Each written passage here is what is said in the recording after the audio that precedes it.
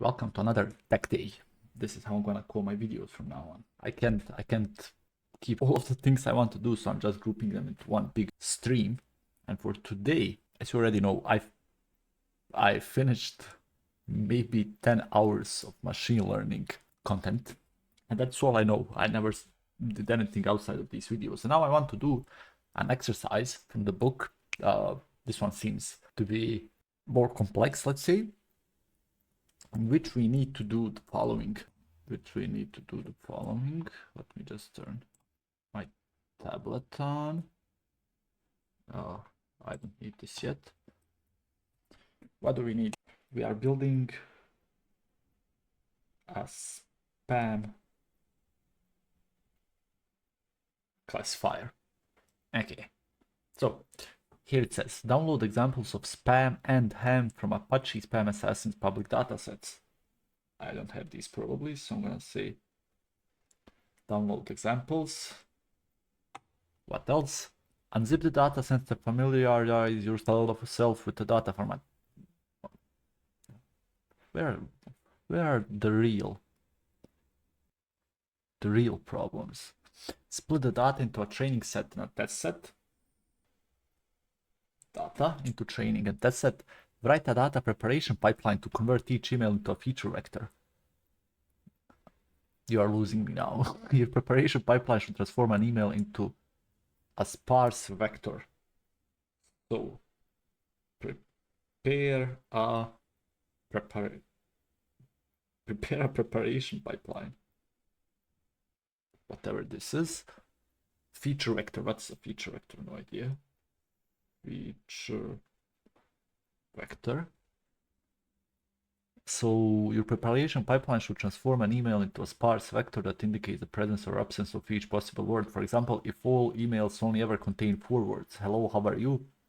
Then the email hello you, hello you would be converted into a vector, meaning hello is present, how is absent, R is absent, you is present.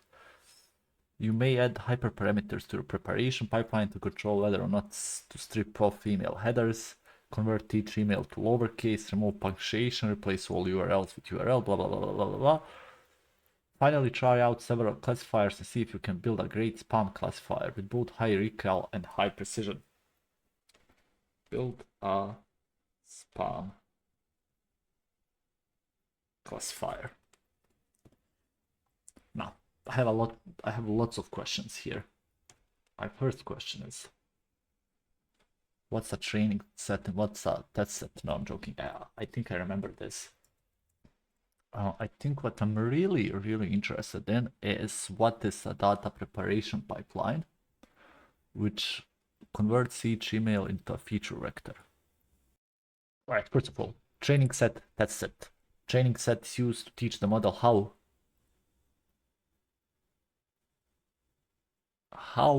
the requirements work. For example, if here we're going to create a training set to teach the model how spam looks, and we're going to take around 80% of the data set, and the test set is the remaining 20%. It's hidden from model during training, and it's used only to check if the model generalizes well to unseen emails, basically meaning, you know, real world data will be unseen and we want to simulate that. Okay, and here it says don't ever trust a model unless it's tested on unseen data, which makes sense. What else am I interested in? What the hell is a preparation pipeline? So what's a preparation pipeline? It's a series of transformations. Why is ChatGPT always glazing me, saying excellent question? Man, I'm asking the basics. It's a series of transformations that take raw data and turn it into structured numeric data that your model can understand. So what's this? I have input, or actually raw input. Let me move this a bit. And then I have cleaned input, and then I'll have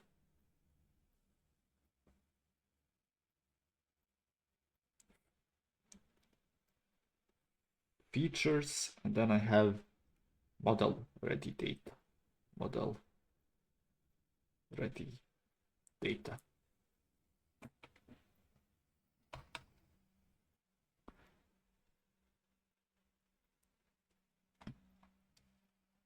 So what I need to do, I need to turn each email, and each email is a string.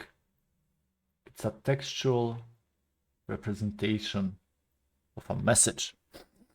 It does make sense. But I need to turn each email into a vector. A vector is an array of numbers. I think everyone knows what a vector is. And we need to transform an email into a vector that indicates the presence or absence of each possible word.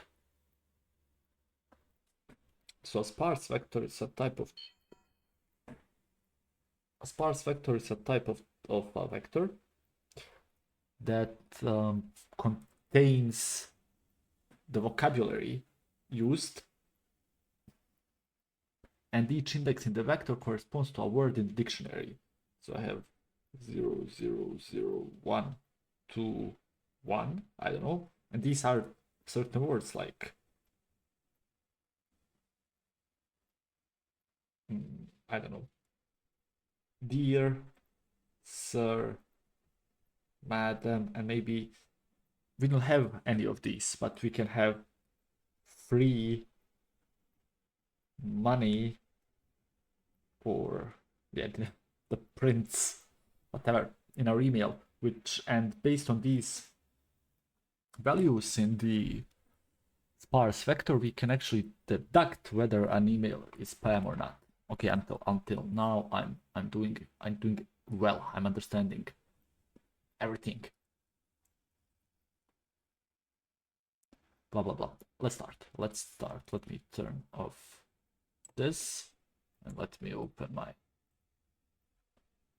not the Titanic. Wait, let me remove everything. Slide solutions. Can I remove this whole cell? This as well. Spam classifier. No, I won't be looking at these. Maybe I will. No, I think I'm just gonna use this line of code because it seems like it fetches the data. So I assume this method, I'm gonna reuse this code because I can't write subroutines for fetching all of this. But what it should do is, and I'm looking at the code, this is the root. What is this? Is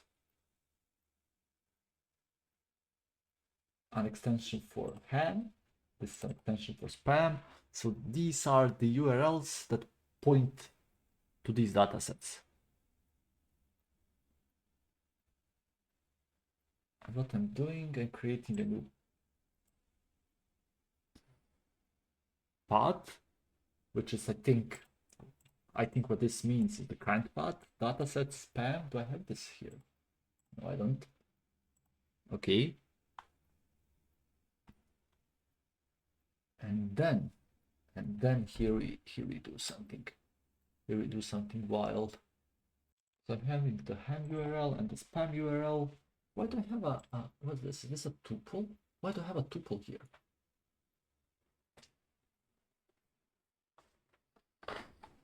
Right, but I'm iterating over both ham and spam, and then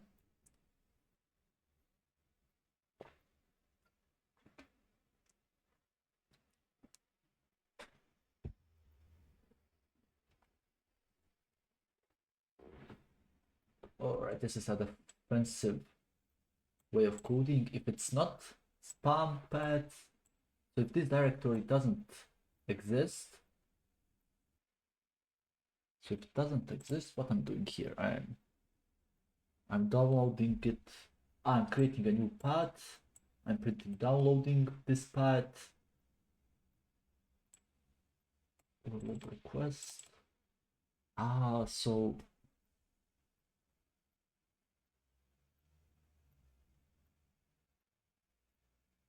Oh man, the reason dip. Oh,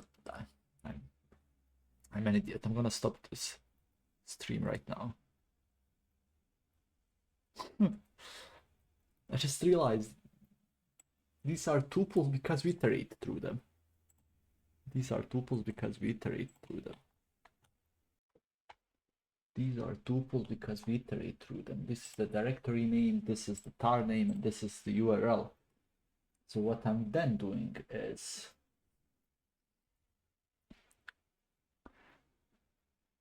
I'm downloading this, then I'm opening and extracting the content to target folder, and then I return paths. So, right? There's path. Path is not defined.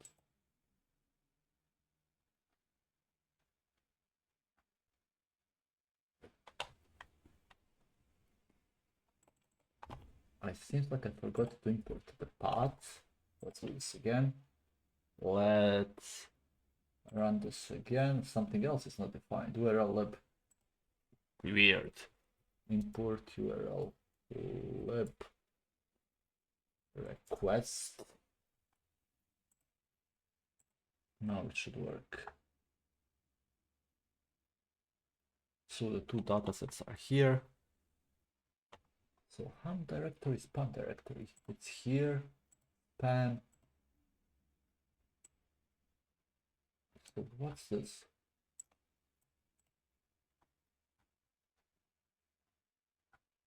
So these are the emails. Everything we downloaded. Cool. Easy hand. Pan. So these are the spam emails. This opportunity to make an Excel, I think no experience is required, we will train you. Yeah, of course. I am Mr. Johnson, the Bills and Exchange Director at the Foreign Remittance Department of the Central Bank of Nigeria. I knew it. I'm writing you this letter to ask you for support and cooperation to carrying this business opportunity in my department. How people fallen for this in the past? That's the incredible thing.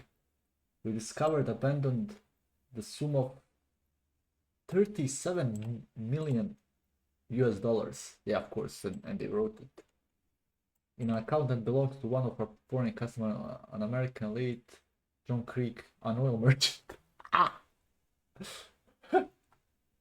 Oh, Mr. Johnson Smith Taboo, what other? Any penis pills? Fortune 500 company. We look at individuals who want to work from home. Keep in mind, these emails have been sent in 2002, so not a lot of individuals. Now this is normal, but back then that was almost science fiction. What else do we have?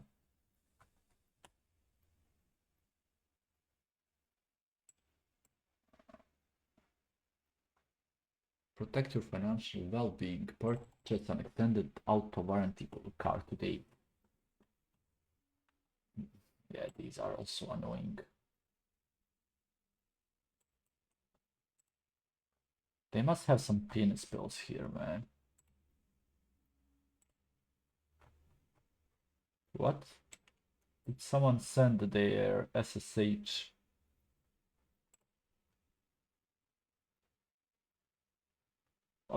Okay, enough of this. So I have here the directories, and then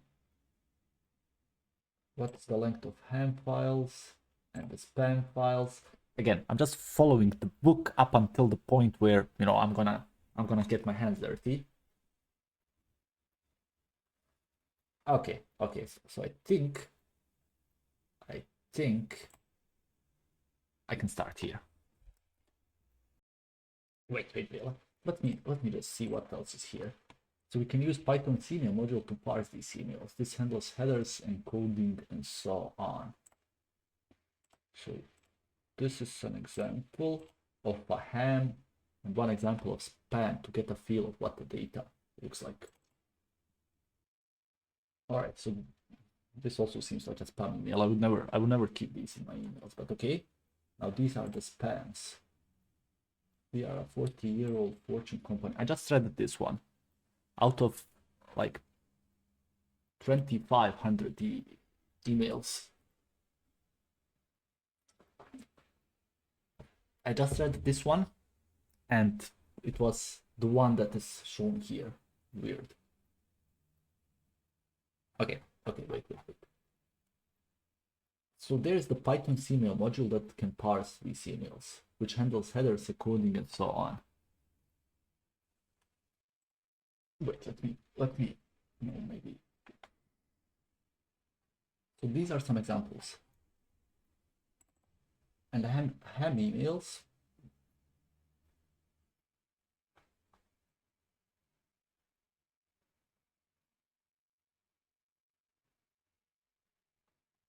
Right.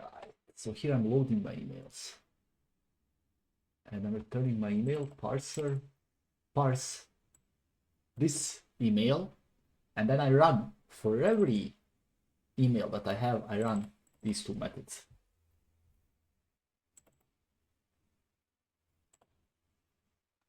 Okay, what else do we have? Some emails are actually multi-part with images and attachments, which can have their own attachments. Let's look at the various types of structures we can have.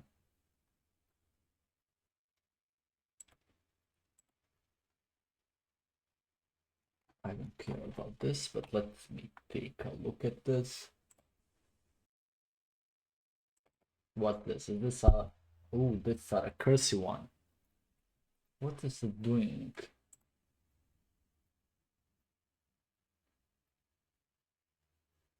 So if the email is a string, I'm returning the email. And payload, get payload. No idea what get payload does. But this happens only if it's otherwise. I'm getting the payload. So if the instance is a list, I'm joining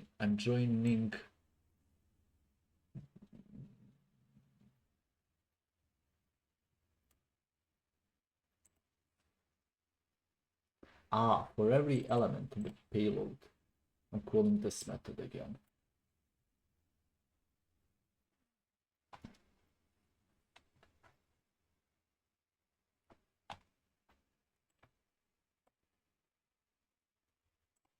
I'm saying it's multi-part. Otherwise, I just return the content type.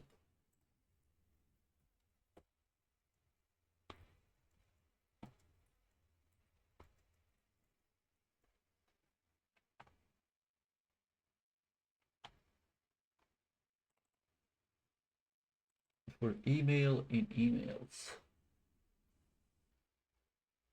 Okay, so basically what part of the email does and means is that emails can contain text, emails can contain HTML, and they can also contain attachments. And they are stored as nested parts in the message. There's a certain structure that emails follow. So a single email might actually contain a tree of parts. I almost said a tree of parts. So I just asked ChatGPT what get payload does, and it says the payload is what's inside this email object. If it's a simple email, the payload is a string. If it's a multi-part email, the payload is a list of parts, other email object.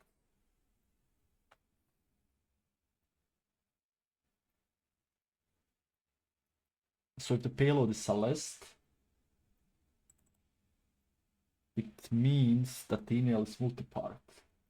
All right, and because the email is multi-part, I can iterate through it.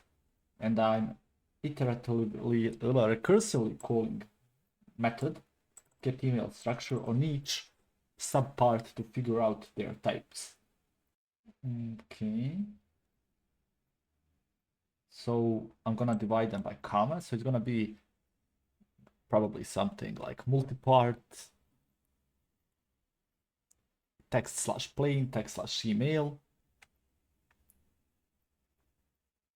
Otherwise, if it's a single part, return its type. So text/plain, text HTML, blah, blah, blah. And then, now let me analyze this one. So we import counter, and then we create this method. We create a counter, and counter is just a dictionary class that counts the occurrences of items.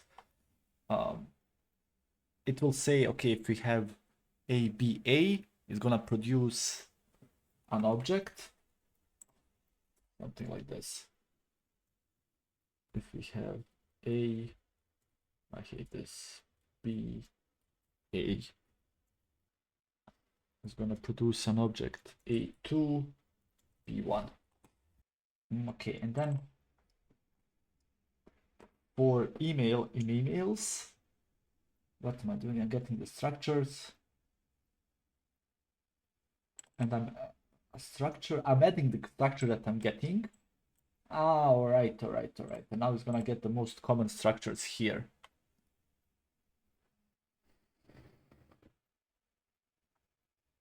So the most common one is text plain. The other common ones are text multipart, text plain, signature, text H. All right. So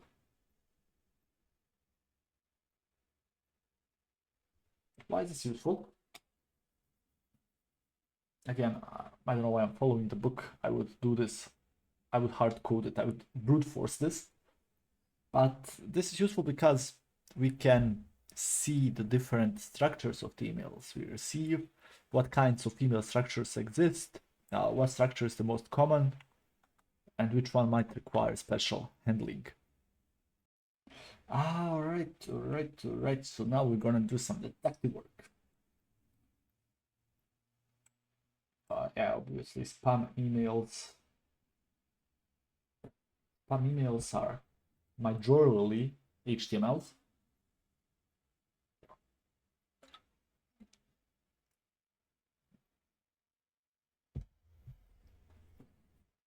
All right, now I need to convert this into a vector variable, but I'm gonna do this just now.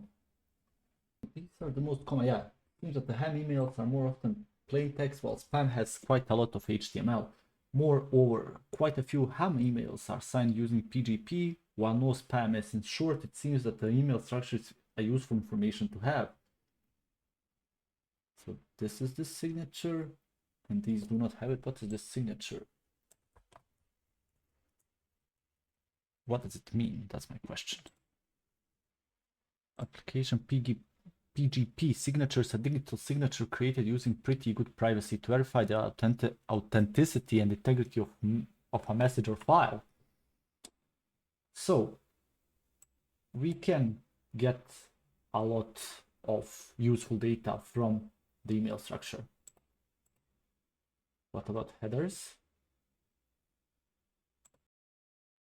Okay, now let's take a look at the email headers. Spam emails 0. Let me first check something. Code. Spam emails 0. What is the structure? What is the shape of type of this? So it's a type of email message. What other features I can have? Okay, so this is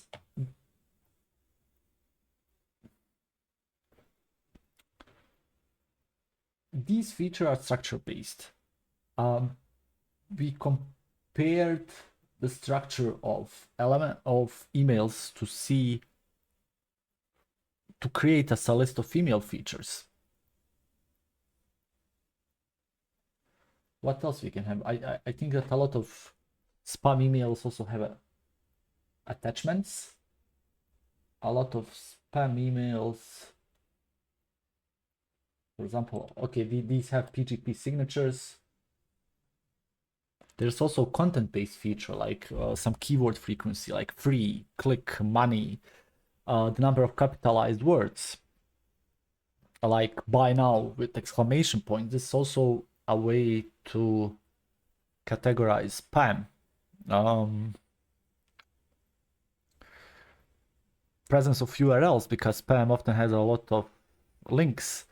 The domain of links, like suspicious domains like xyz or .ru or any other more suspicious domain. Misspellings, the number of exclamation marks and stuff like that. But so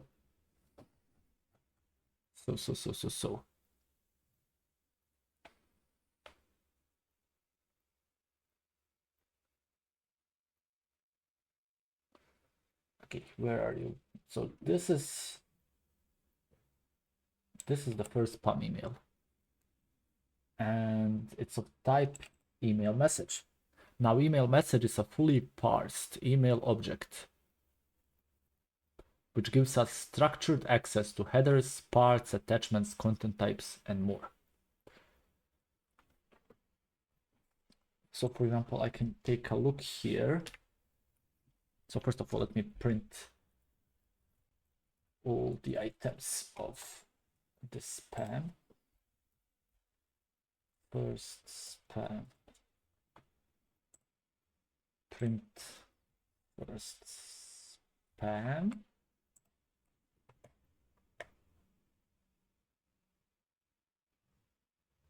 So the output is truncated. What if I want to see items? Okay, so we have a return path. We have to whom it's delivered, who is the receiver, which is actually just the data we write here.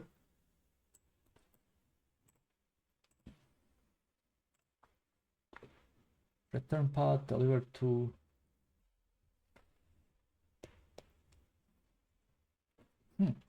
There's probably a lot of useful information here, such as the sender email address, but we'll just focus on the subject header. Life insurance, who pays more? Okay, before we learn too much about the data, let's not forget to split it into a training set and a test set.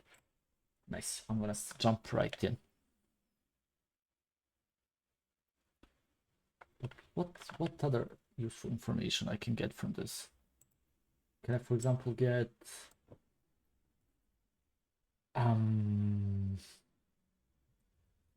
header name? Will this work?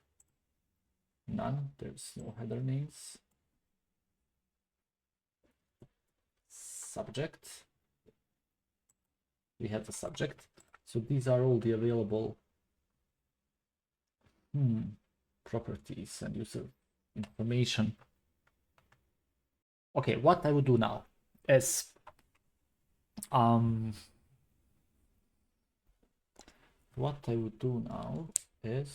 the following. What if I print spam emails?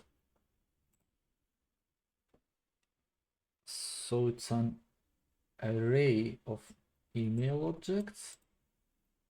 But how do I know if it's spam? I know if it's spam because I need to create the spam label. Now what I have is an array of email messages. I need to process them, so I have a label together with them. So what I want to do here is I have a path 1, and I have path 2. I have right here inside my datasets, I have ham and spam folders. So I want to load every email for both folders, and I want to assign labels to them, 1 for spam and 0 for ham, and I want to store them as tuples, so each email, each object will have a tuple of an email object and a label, and then we are splitting them. So I think they are doing the same thing here. So wait, what's happening here? They created an X from all the ham emails plus spam emails. What's the type of this? And then the array of all the emails. And this is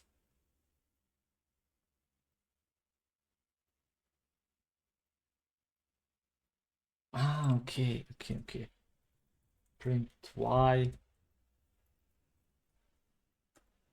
and so y will most probably be an array of zeros and ones. Yes. And x will be an array of email elements, email message elements, objects.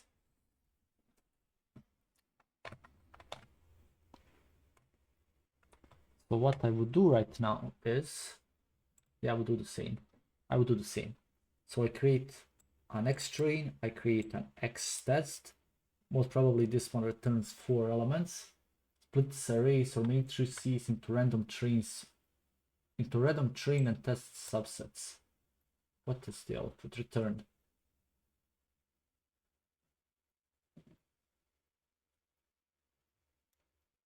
X train, X test, epsilon, Y train, Y test.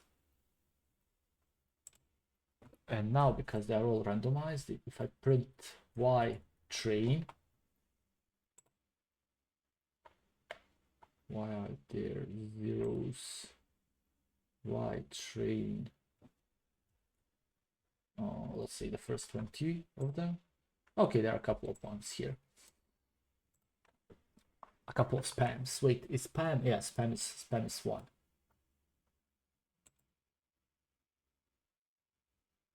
Man, I'm so rusty. This is, I mean, not rusty, so to say, but this is a really nice written code. We basically create a 0 element for every ham email and a 1 element for every spam email. And they'll have the same structure as this data set here. Really nice. Okay, let's start writing the pre-processing functions. First, you'll need a function to convert HTML to plain text. Arguably the best way, create beautiful soup library.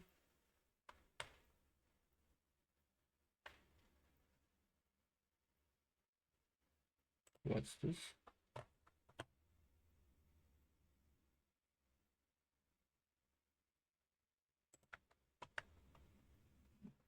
So what's the point of this sentence right here?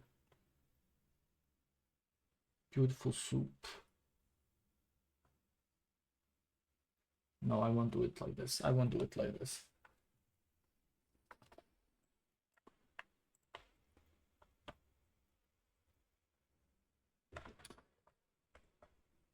I won't use this, but let me see what this does. It's a dirty and quick solution. I would call dirty and quick. It seems well thought of.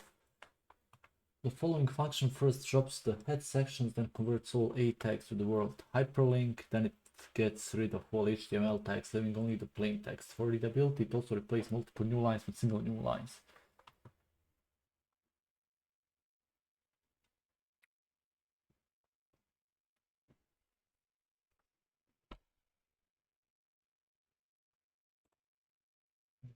Okay, so this just replaces it.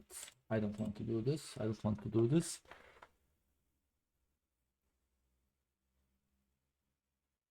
I need beautiful soup. I will need beautiful soup. So let me import from PS4, import beautiful. Wait, beautiful. So will this work? Do I have BS4? I don't have BS4, have I?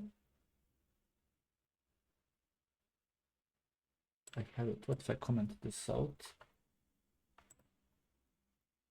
Wait, why would I comment? Why would I want to comment this out? I'm just gonna create a new code. All right, ignore all of these. Ignore all of the above and below cells. I want to extract plain text from this email using beautiful soup because I think it's gonna be simpler and quicker and better. So def, I'm gonna call it the same, HTML to plain text. HTML is a string, and what I want is a string in itself. Soup. Let me create a constructor for the beautiful soup object.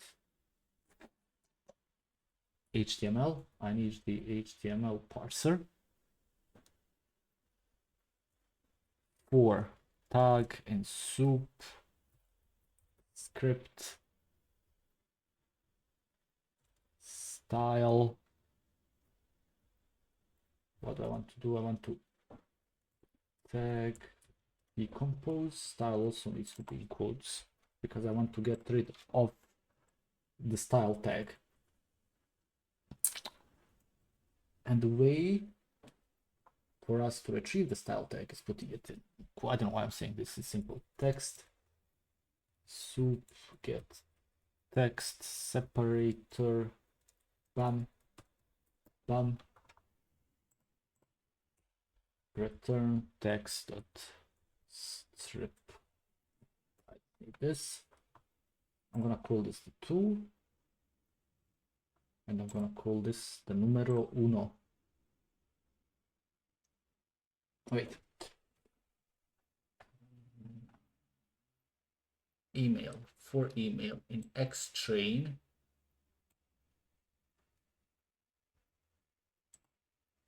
Y train equals to 1. If get email structure email text HTML sample HTML spam get content strip.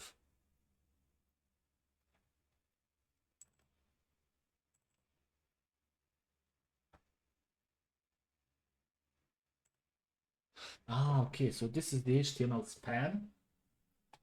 This is all of it. And this is the resulting plain text. Oh, amazing, amazing. But how does it look with a 2 here? Wait, no, wait. A 2 is here. OTC newsletter, discover tomorrow's probable. Okay, I'm gonna leave it like this. I'm gonna use my method that I wrote using beautiful soup.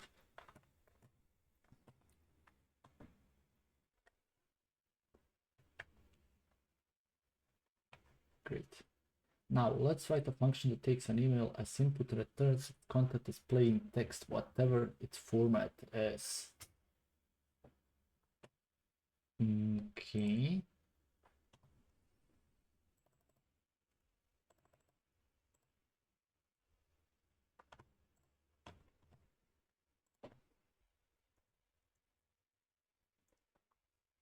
So wait, I won't even go next. I want to see how I would do this.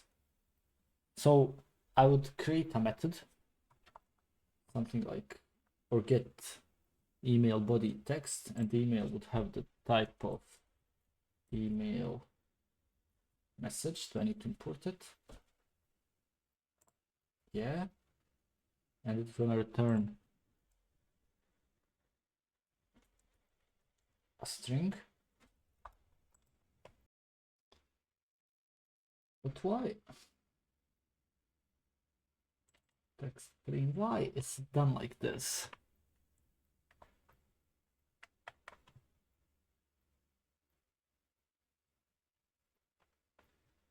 Can I do something like that? No, it's not console log, it's print email is multipart. False. So basically I can additionally check if an email is multipart, and then I can iterate through elements, email walk. So it's an iterator basically. I can get the content type.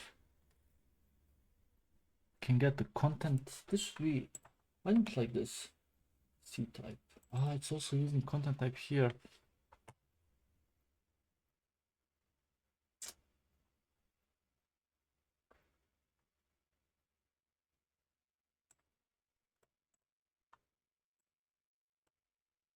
All right, let me also write a method, but that's the same. I'm gonna call this the number 2, and I'm gonna say here def email to text email message, And let's return a string.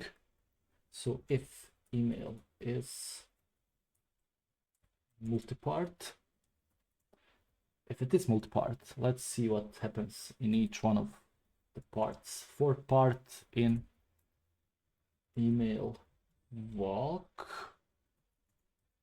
content type get content type. So I'm getting the content type.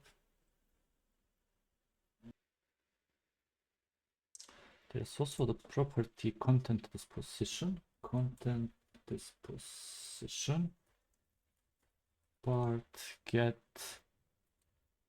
content disposition.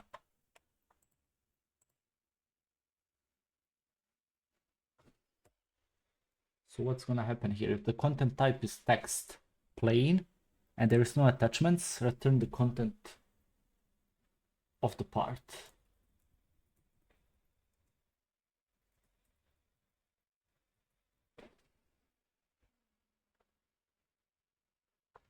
So this happens if we have plain text. If we don't have plain text,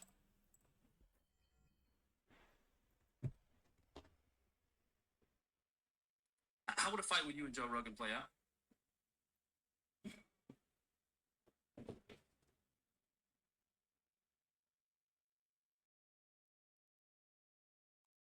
okay, so if no plain text, let's try HTML.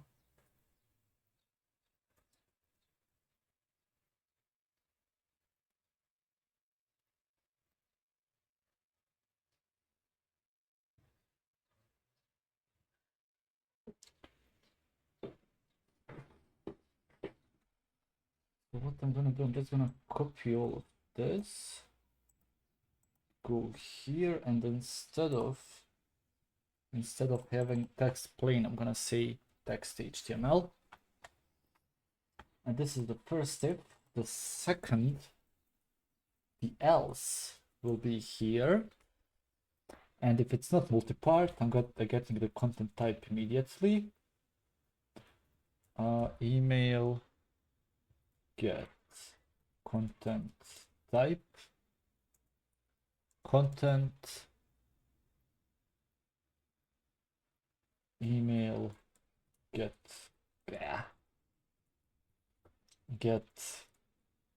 content.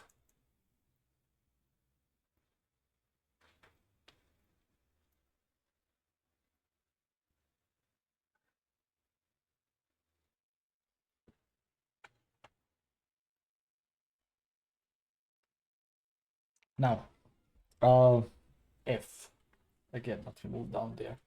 If content type is equal to text plain,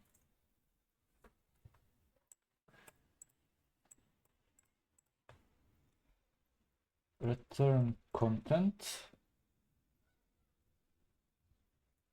Else if content type is, I hate this, yeah. So if it's HTML, return HTML to plain text content. If everything else false, let's just return an empty string. Will this work?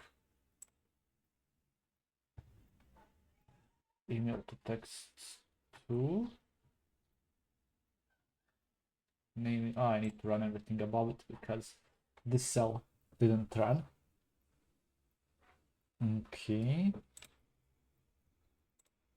Okay, but if I select email to text, I get the exact same. Nice, I get the exact same content here. Okay, let's throw in some stemming. What does stemming mean? First of all, I have no idea what stemming means.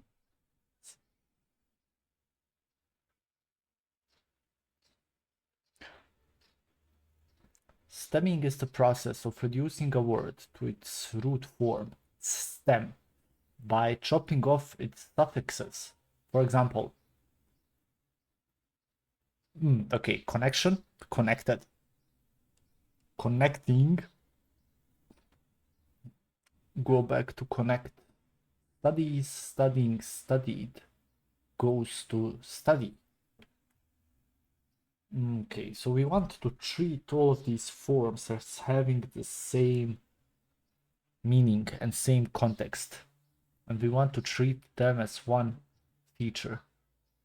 Yeah, because when I started this example, I wondered on if we are really gonna do the vocabulary example, how much should the vocabulary, how extensive should the vocabulary be? How much can we extend it? How many data points will it be there? And now if we stem this, it seems like we can reduce the amount of features substantially using this.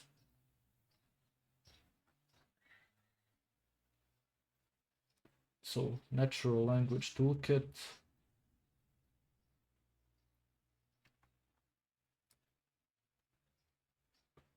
So we have an example here. No module named NLTKY. Do I need to run this? Do I need to install it? View problem.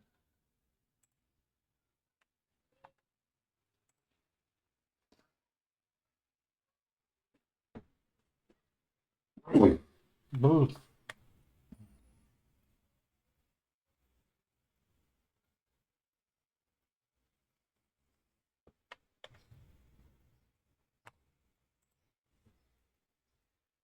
I need to install it. Yeah, definitely. I think I need to install it first. Terminal, new terminal. Am I running? Yeah, I'm running there. Pip install MLTK. TK. Always say K. It's K. So install all of these packages right here.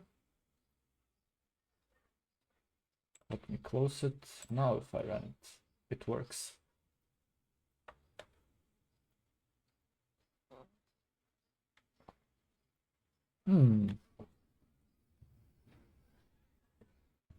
Computations. Retrieves compute. Computation retrieves compute. So these are not real words. Because stemming is mechanical and produces non-real words, which is okay for machine learning. We don't need to be readable. We don't need to have readable data. We want to have consistent data.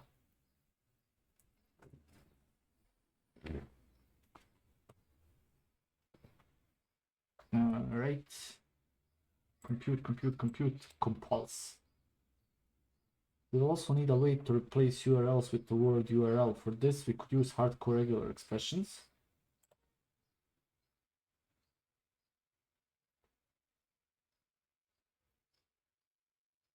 What? Sys is not defined. I need to install sys as well. But I don't want a new terminal. I think I can use the other one. Pip install sys. What? Could not find a version that satisfies the requirements. Sys. Do I have sys already?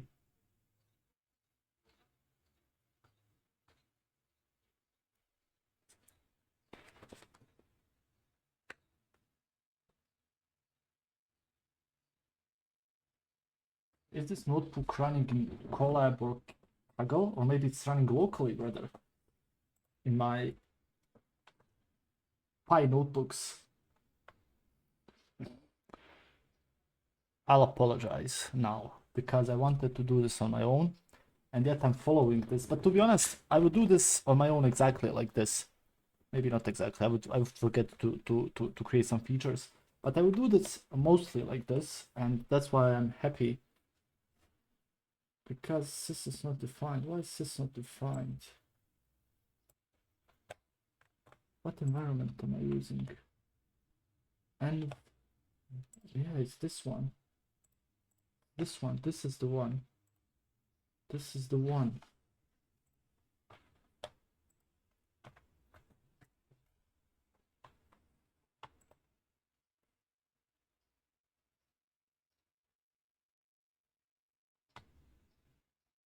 Do I need to import sys first? Import import sys. Wow, easy, easy, easy, easy. Now I need, have I installed this? Maybe I just need to install it. What the hell?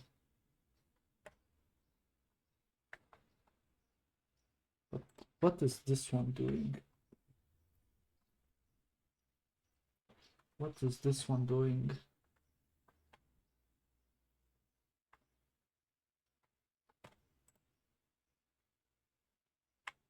Wait, where's my terminal?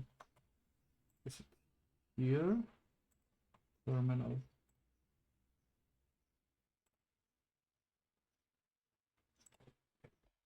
Pip install URL extract.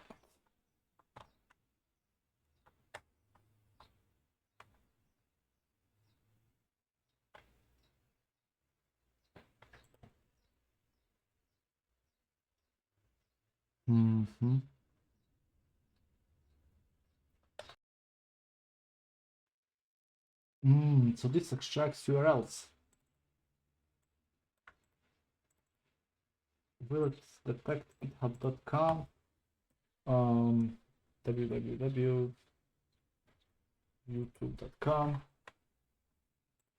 So yeah, so it picks out, it extracts URLs basically. And now we are ready to put this all together into a transformer that we will use to convert emails to word counters.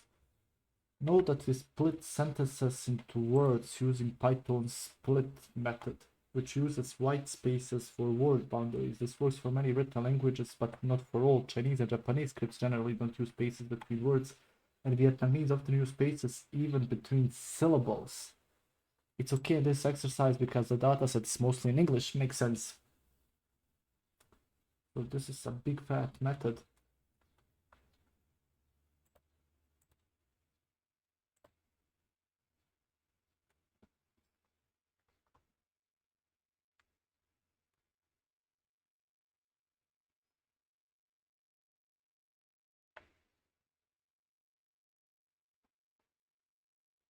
Okay, so we have a class.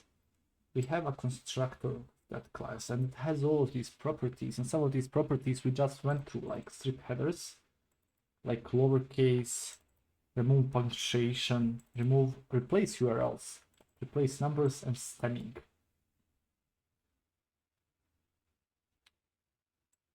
It returns self.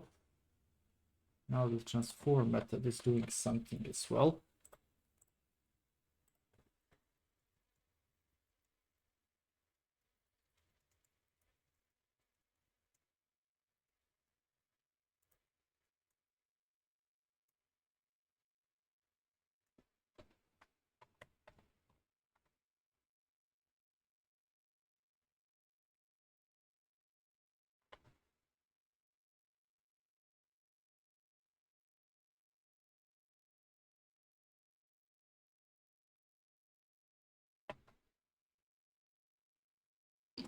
All right. I just got a light bulb moment. So this is a transformer because it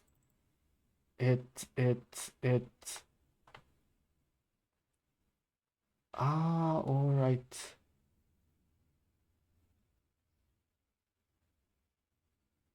And it has fit and transform.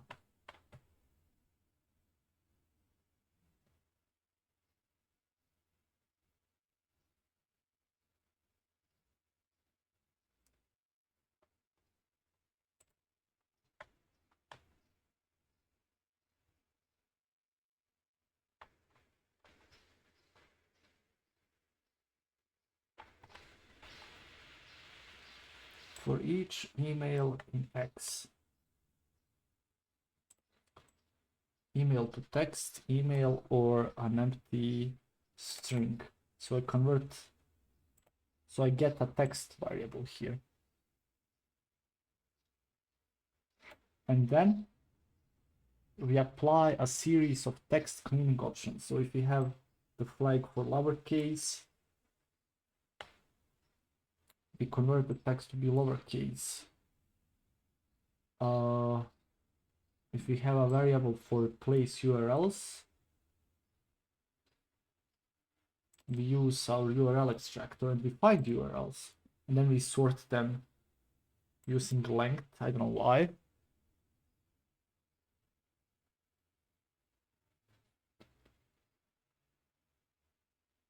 So what else? Replacing numbers with number, removing punctuation, and then we also split it using counter.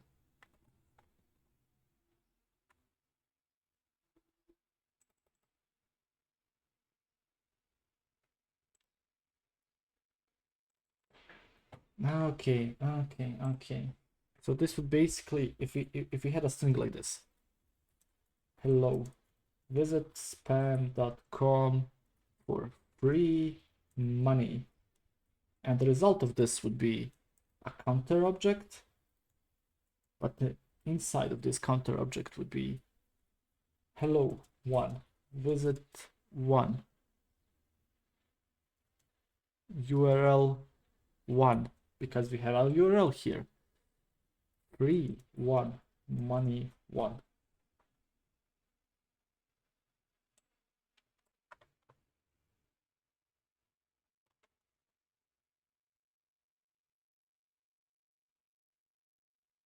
Wait, is a pipeline created at any point here? Ah, here we have a pipeline.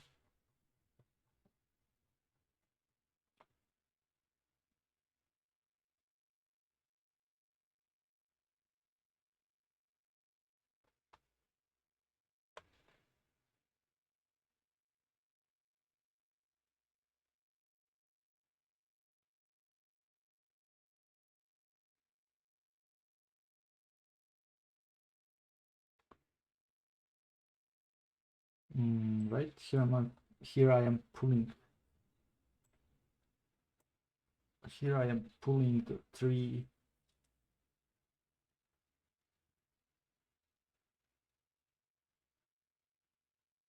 first objects, and then I run the transformer,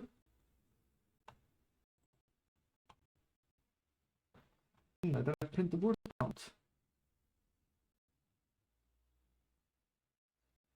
Now we have the word counts, and we need to convert them to vectors. For this, we will build another transformer whose fit method will build the vocabulary, an ordered list of the most common words, and whose transform method will use. Okay, I'm gonna try to do this on my own. Look at this code. It's empty, amazing. So I need to build another transformer, and I will build the vocabulary, and whose transform method will use the vocabulary to convert word counts to vector, and the output is a sparse matrix. Okay, let's try this. Class.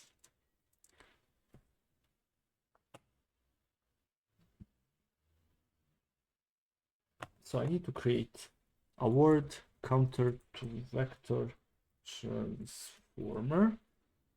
I'm having the base estimator. I already imported it above. I have transformer mixin, and now I need to have a fit. It's gonna take self. It's gonna take the train. It's gonna take the labels. And I need to create a new method also, transform, which takes all the same properties here. So, all right. So one more time, the fit method computes the necessary parameters from the training data, such as, I don't know, mean and standard deviation for scaling, and it stores them as internal objects. And the transform method applies the computed transformations to the data using the parameters learned during the fit method. So for fit, we need to take all the word counters, and we need to build a vocabulary dictionary. And for transform, we need to create a row vector, a sparse row vector of a length, whatever length we have, and we need to fill in the counts where word matches vocabulary. Okay. First of all, def init self vocabulary size 1000. Let me just see. We started the same. Okay, I want look.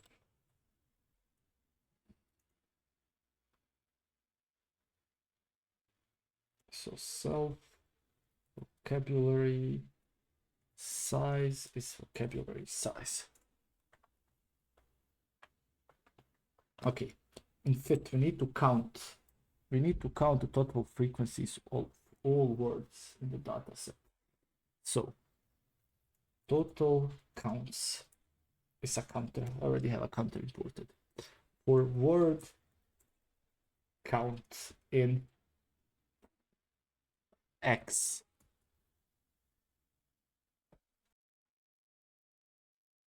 Okay.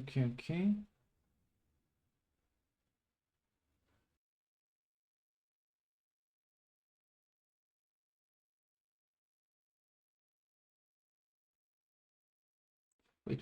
Let me just see how this works.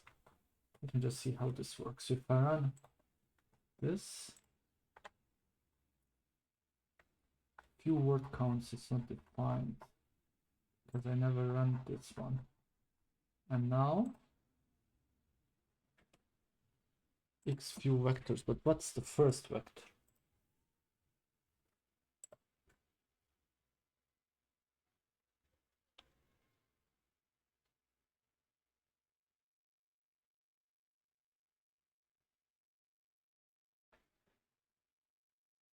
Wait.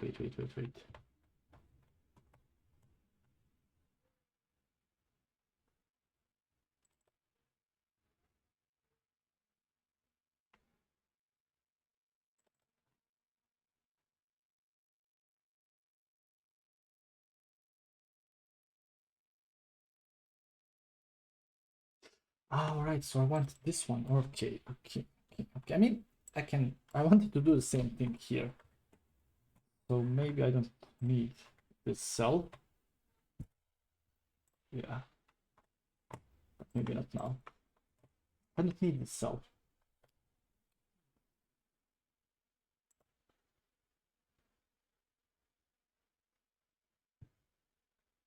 So for word count in X, if I say here print X, what will happen? Chuck Merkle wrote stuff. So I'm iterating through each one of these. And what if I say word count? I can type word count. Okay. For word /count, comma count in word count items.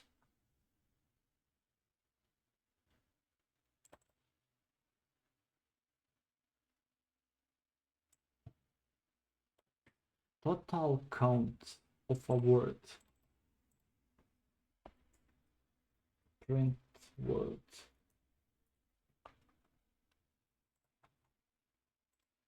Chuck Merkle wrote stuff, yarn of some interest.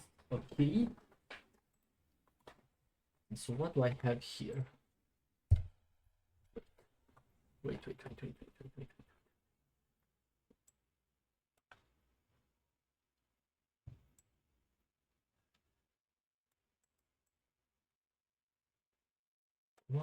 Why do I have here a count of 10?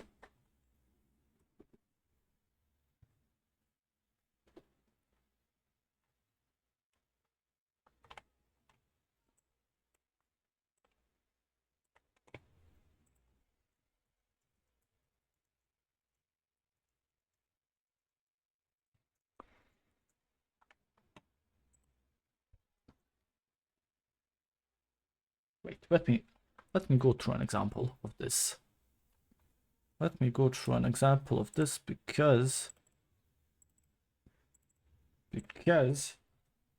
this is the best way I understand this shit. this is the best way I understand this. Is this on? Is this working? It is. Okay.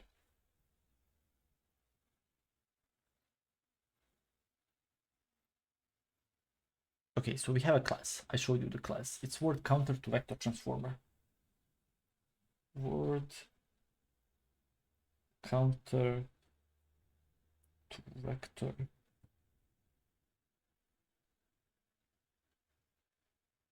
transformer. And this class takes in a list of counter objects per email. So for every email, I'm gonna have some counter objects, A5, B10, and so on. Counter 3, money, let's say free is repeated twice, money is repeated 10 times. So I need to build a vocabulary of the most common words, and I need to convert each counter into a sparse vector where we have an index in the vocabulary and each row is one email.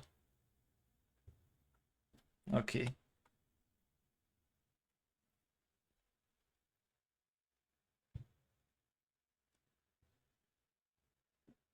So let's say I have my training data looking like this. It's an array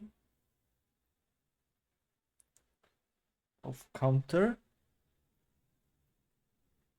It's gonna be hello 2 times, world once, another counter. This is gonna be hello once, span 3 times, and another one is gonna be 3, 5, and money 2 times. So I call the transformer of this, and let's say we enter the fit method here. Fit. So what I do, I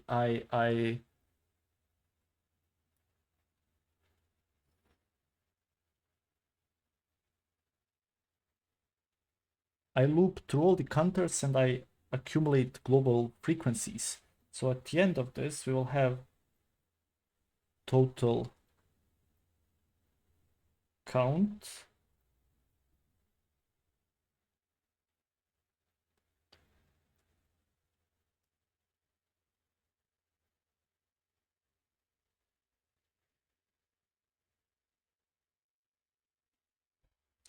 so the 10 is there because we are capping our count. Okay. So hello will be here 3 times because we have one hello here and we have another hello right there. So we are looping through all the counters and we accumulate global word frequencies. Okay. Then the world will be 1, spam will be 3, and so on. All right, then we sort it and we take the top vocabulary size right here.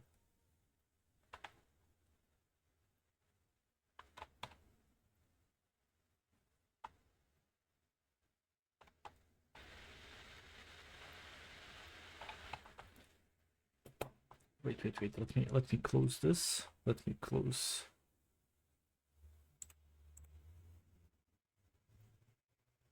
this. Why is it black outside? So if am I filming? Here I am. What happens if I print self vocabulary? Okay, here I have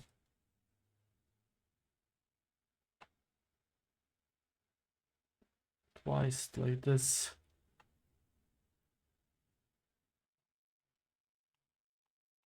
So this is the vocabulary, but why is it ordered? Okay, and what is the transform doing? We need to convert each email into a sparse vector using the vocabulary.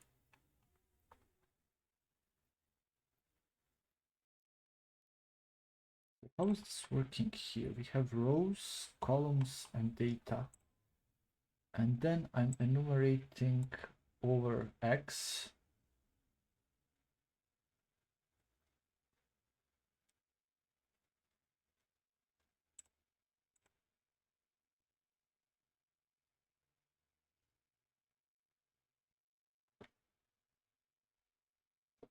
So what did I do if I print X here?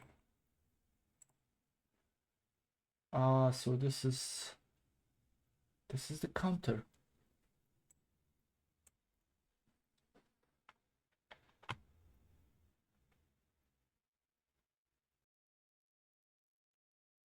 I mean, I understand why is this like this. I mean, I understand why it's written like this, but why is the logic? So what does this matrix mean? The 99 in the second row, first column means that the second email contains 99 words that are not part of the vocabulary. The 11 next to it means that the first word in the vocabulary is present 11 times in this mail. Okay. After a long time of trying to understand this, I think I finally got it. So if we have these examples, and let's say our vocabulary is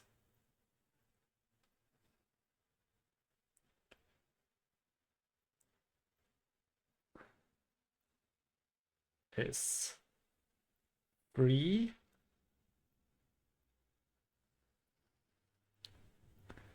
hello, and let's say it's spam. So if this is our vocabulary, so now we have three arrays. We have rows, columns, and data.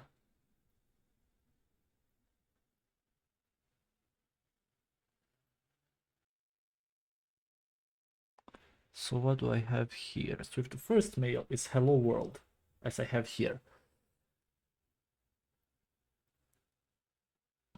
what I'm gonna make is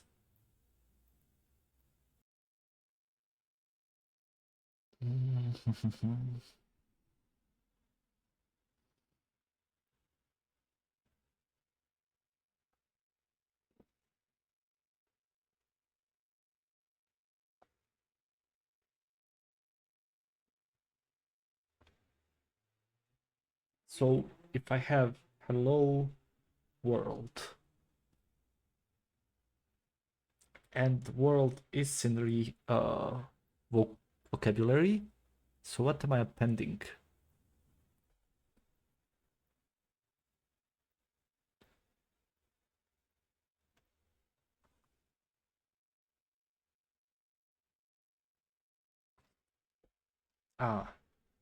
So hello is mentioned 2 times.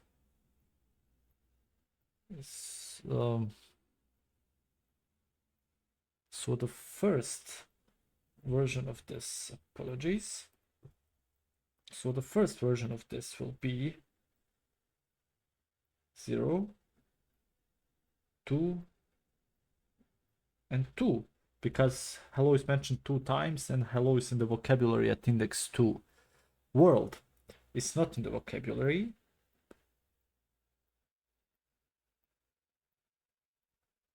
It's also mentioned 1, so I'm gonna say 0, 0, 1. Hello again. So it's the second iteration of hello. It's in the vocabulary, only one of them.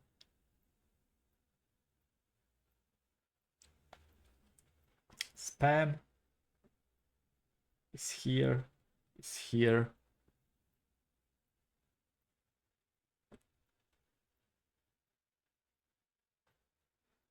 is here, and so on and so on. So we built a sparse matrix.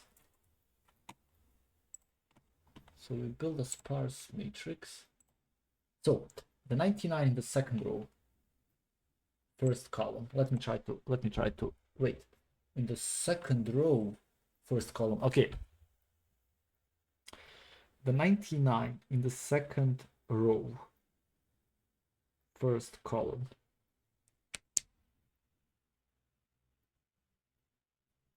It's the amount. It means that the second email contains 99 words that are not part of the vocabulary.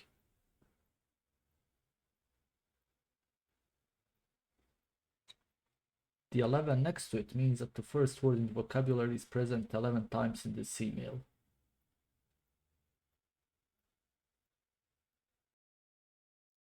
Okay, I understand how this works, but I don't understand how it converts all of this to the CSR matrix. Wait, I don't need this.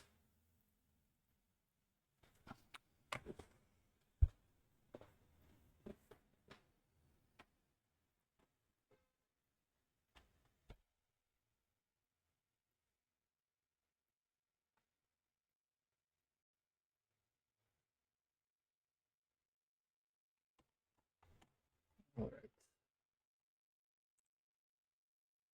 So this is the vocabulary, and then we begin processing. Now this is the thing where I'm lost. What's happening here?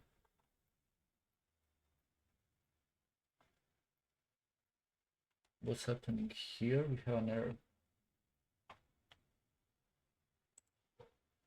Email to word counter transformer, word counter to vector transformer.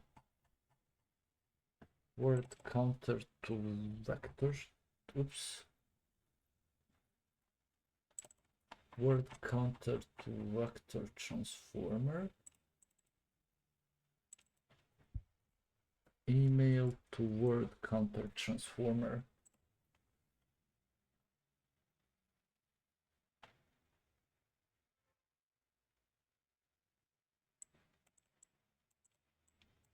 Unknown encoding, what does this mean?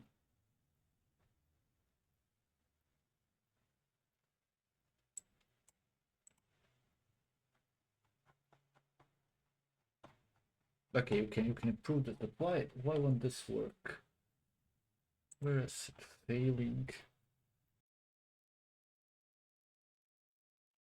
Email to word counter. Let me use the original one. Where do I have it here?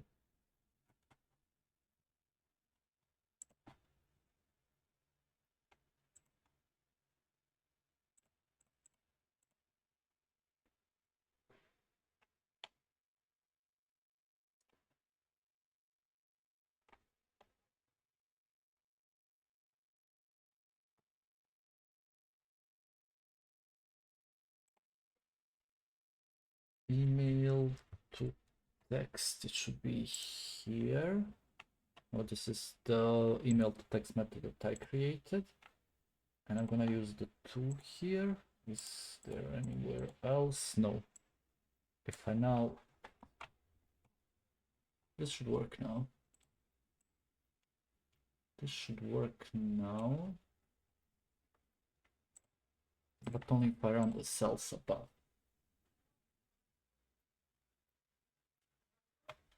And now this one as well.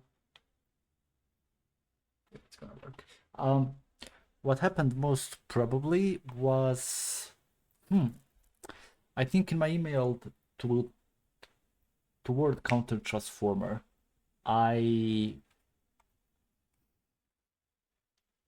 calling get content on an email part, and email message is trying to decode the content using the char set specified in the email headers, but some emails, some sketchy, spammy emails have the default char set, which is not a real encoding, so it means it's broken or missing the values. So that's why, okay, that's why it was working like this. This works. 98.3%. 90. Okay. So that's it in regards machine learning. but I need to do something else as well.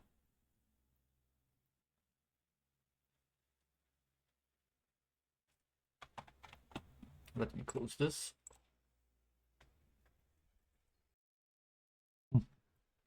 Okay, let me go back to theory and let me open my tablet here. For some reason he gives me those black borders here, no idea why.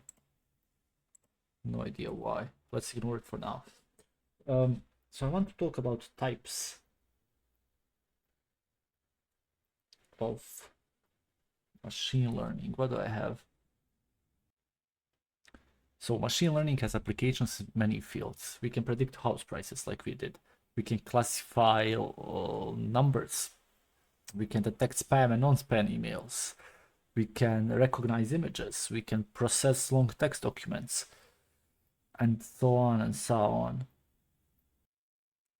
So we can have, for example, if we have handwritten text and we have a 5, predicting that this is a 5 is maybe the same as predicting that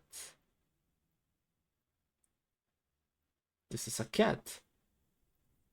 Or, sorry, not predicting, classifying, or predicting a house price like we did before with predicting the stock market. So we are using similar techniques for similar ways, for similar applications. Okay. So what do we have?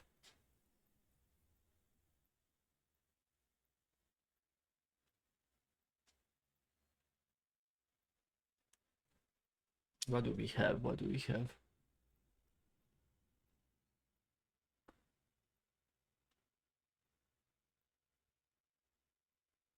Okay. We also have data. Data is simply information. If you remember when we worked on the house, data set, we had information such as the longitude and latitude and the number of rooms, if I'm not mistaken, and if I'm not mistaken, closeness to sea, and I think at least 13 or 14 different data points. And each row is representing a data point, but each column is representing a feature of that house. And features are the properties of characteristics of data. So the features are, if we have a table, the features are in the column. And that, as I said, it can be longitude, latitude, number of rooms, year of being built, and so on.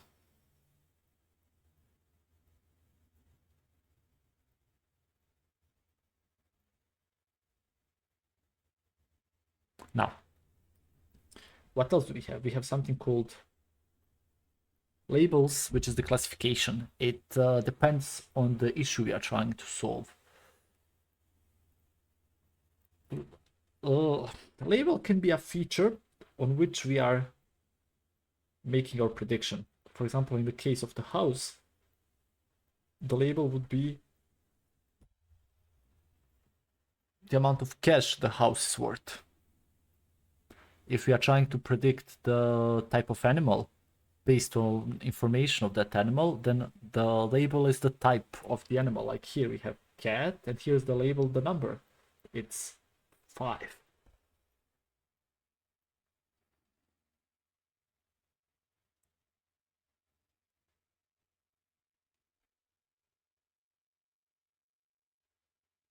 All right, well, so what's prediction?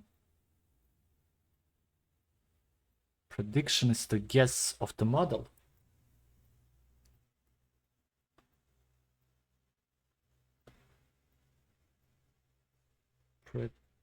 Prediction is the guess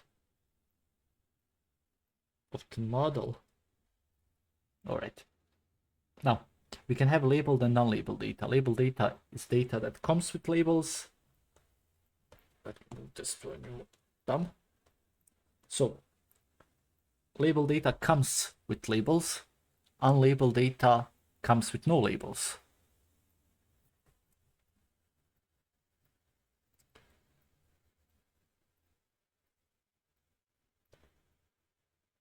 An example of labeled is an email. If you remember, it can say whether it's spam or not.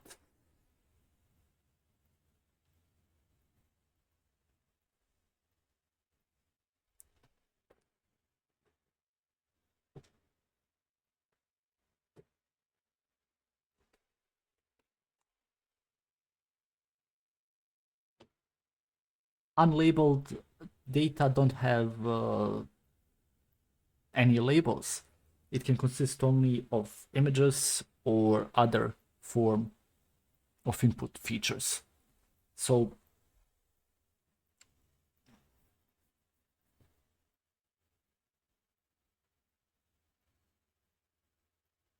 we can have, for example, the same, this is interesting. So we can have the same data. This can be one house. This can be another. This can be a bigger one.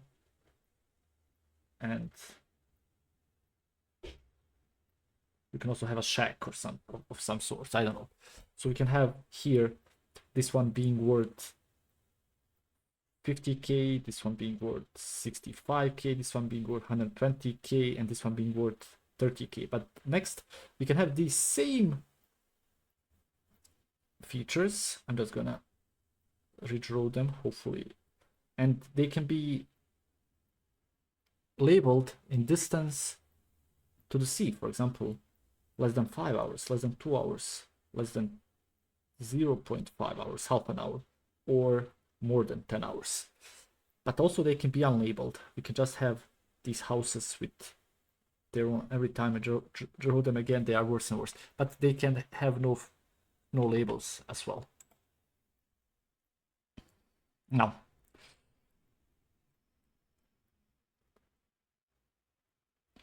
what else do I have?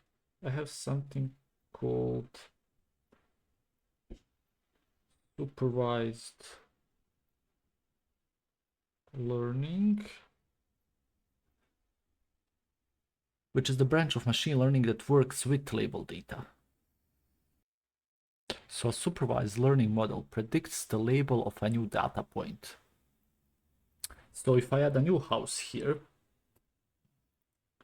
let's say another big house, is gonna predict how expensive this house is, and maybe it can say it's 150k. Okay.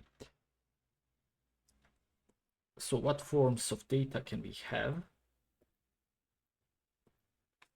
We can have numerical or categorical data. We just numerical or categorical data. Numerical data uses numbers like the house that we want to buy. Categorical data uses categories or states such as dog or cat or the number. For this type of data, we have a finite set of categories to associate to each point.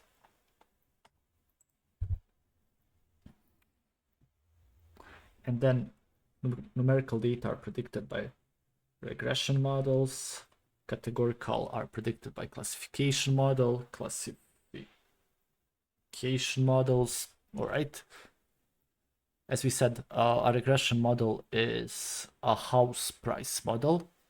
Each data point we have is a house, as we already saw, and we have the label. The label is the price. Our goal is when we add a new house, we would like to predict its label or its price.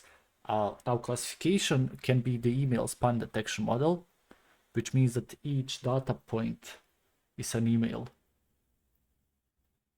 And the label of each email is either spam or ham.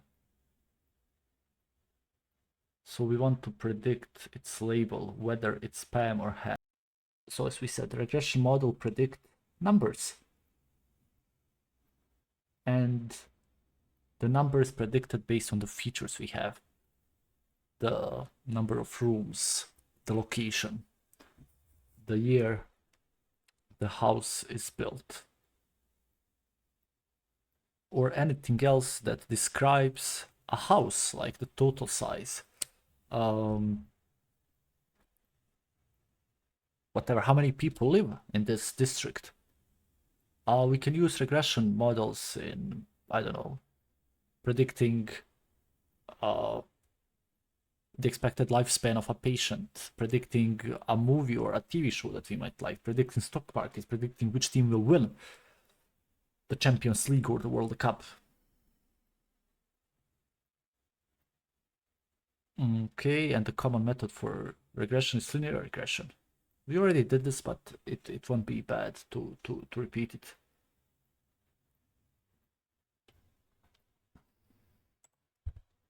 Then we have classification methods.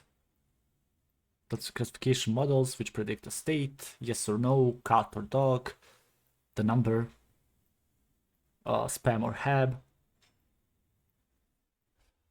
or image recognition.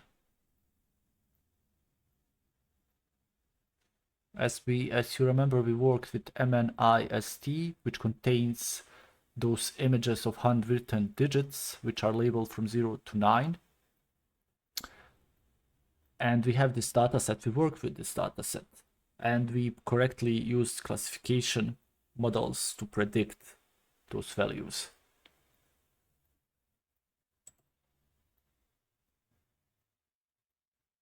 Okay, what else do we have? We also have unsupervised learning, which is the branch of machine learning that works with unlabeled data. How much am I streaming? I think I'm 2 hours in. Am I? Yeah, even more. I'm gonna need to cut this video. Okay, unsupervised learning. So there is no labels.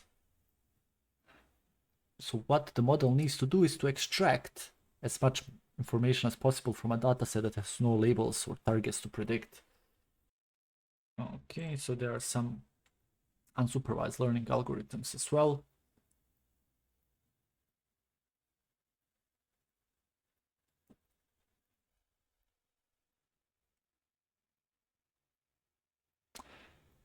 Some branches of unsupervised learning are clustering, dimensionality reduction, generative learning. So we have unsupervised and we have clustering, which are algorithms that split the data set into groups, similar groups. It's mostly used on data with no labels. And we can take, for example, a housing data set and we can group them together based on location, on base how old the houses are, or based on how big the houses are. Or even by a combination of these factors. This is called clustering, which is a branch of machine learning that group elements in the data set into clusters when all data points are similar. You know, I didn't learn this for a lot. The only time when I picked up these concepts about machine learning was the times that I ran my stream. And yet I feel like I'm grasping these concepts. I'm not an expert, nor I'm saying that I'm an expert, nor I should be an expert after spending like what, 20, 30, 40 hours on this. But I think, you know, it's not something that is untouchable by mere mortals. I thought that it was untouchable for me because I came from a completely different area of IT, but it's not. It's actually quite interesting and fun. And on that note, I should end the stream right now because I'm already 2.5 hours in. I'm gonna edit this video, I'm gonna upload it, and I hope you're gonna like it. Again, I'm not trying or acting as someone who knows everything. I'm learning these things as I go, and I hope you like this. Bye.